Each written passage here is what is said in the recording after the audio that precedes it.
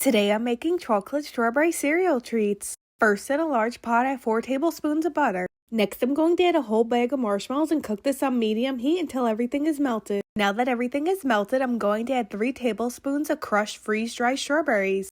Mix that up until it's combined.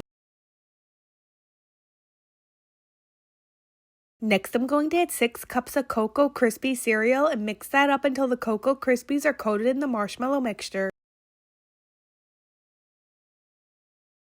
Next, I lined a 9x13 pan. I'm going to add the Cocoa Krispie mixture into the pan. Then I'm going to spread it out and press it in.